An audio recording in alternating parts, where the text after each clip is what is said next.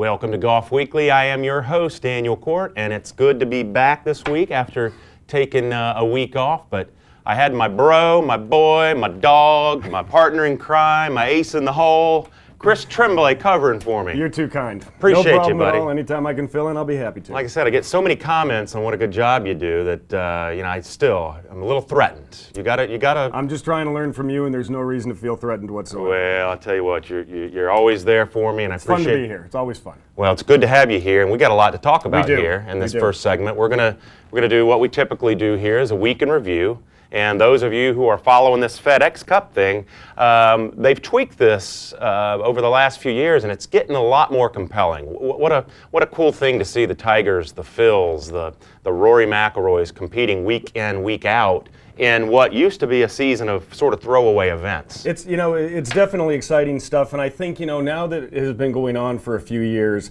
the fans are really understanding it. They're taking to it. The enthusiasm in Boston for Monday's round was just exceptional. The Tiger fans were out in full force, as were the fans for the other guys. Yeah. But it was really exciting stuff, and like I said, the fans have taken to it. They have a better understanding of it, and after this past week at the Deutsche Bank, they have been cut to the low 70. And it's always fun to measure up who ends up being number 70. That's always the big competition. Yeah, and what other golf event do you see, Tiger and Rory and Oosthuizen and even Phil all playing well, who would normally be getting all the airtime, but they kept breaking away to Charlie Hoffman, who was completely melting down. he went 8 over in his last 8 holes. And he had to make a 6 or 8 foot par putt to get in. He's finished 69th to get inside the 70. Who knows? The guy could win a tournament, and that could be the difference in winning $10 million.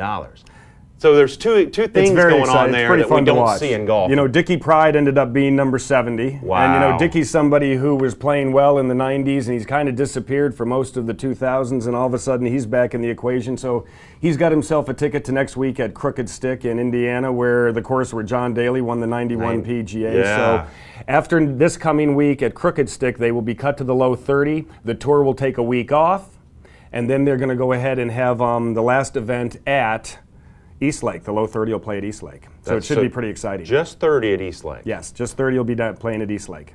And now Bill Haas won that last year. He came in that event 25th and still took the FedEx Cup. So it just depends on who plays well, who's got the most points going in. He hit in the playoff. He hit that wonderful shot out of the water, which was no doubt the shot of the year, and it was exciting stuff. So, like we said, right now the point list is number 1 Rory, number 2 Nick Watney, Tiger's 3rd, Brandt Snedeker 4th, Louis Oosthuizen is 5th, and Dustin Johnson is 6th. And Oosthuizen climbed up from position number 21, so he's another one of the golfers that made a big climb. So it should be pretty exciting to see what happens, not only this coming week at Crooked Stick, but in 3 weeks at Eastlake.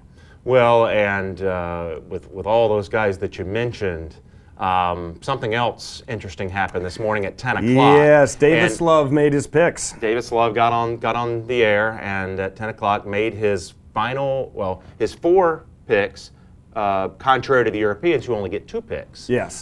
So the American coach has a little bit more to think about. And there was some question there. I think a lot of, really what they're looking for is the guy who's on form going into the Ryder Cup. But the big question hanging out there was Jim Furyk, a stalwart in these kind of events, these team events over the years. He's played in the Ryder Cup hadn't missed one since '97. Yep. But he didn't make it on points. So and he didn't close the deal a couple times this year that he had to close the deal. So there was a question mark there. But obviously, as we'll go ahead and say now, he prevailed because he was one of the 4 picks. It was him, Steve Stricker. Yep.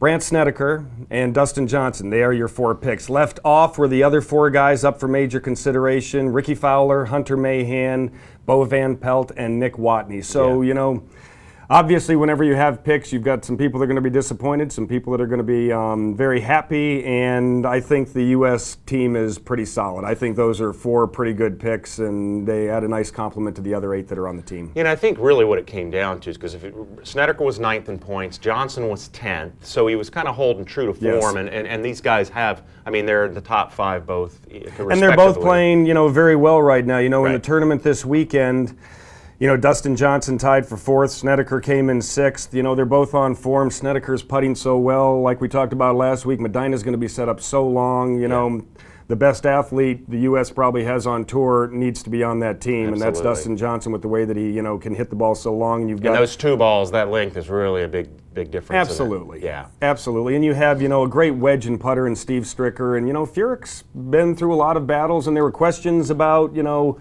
his play in past Ryder Cups and some of the things he's done this year, but I still like him as a pick. I think he's a fighter. And well, he was a captain's pick in the President's Cup. A lot of people forget about this. 2 years ago on Freddie Couples' team, he went 5-0. Made Couples look pretty smart, yes, didn't he did. So I think, you know, Couples being an assistant to Davis, I think that probably came into play when they were discussing that. I think the real question was Mahan or Furyk. And, you know, a lot of people, even though Mahan has 2 wins on tour this year, he's also been off form as of late. And a lot of people forget about this. He was in that final match with Graham McDowell when McDowell closed it out. A lot of people forget this. Hunter Mahan chunked a chip there that cost him hit a chilly wiggly. Yeah, we all felt for that because who hasn't done that? But he had the whole, you know, the pressure of the whole country on his back. Don't know if that played into it or not, but it's certainly going to be a really interesting and exciting event. Well, the nice thing for Davis was that he had so many people to pick from. It's not as though his picks were limited. So, you know, he had a good pool to pick from, and I think we've got a pretty good squad. I'm ecstatic about it. I love the Ryder Cup. Fun. There's nothing like it in this world of big money and big purses. This kind of is a throwback to real meaningful competition. So we're looking forward to that. Been a great first segment. When we come back, we're going to be joined by Lance Hamlin, who's been a guest with us before, with the Golfer's Guide to tell us what's going on there. Stay with us.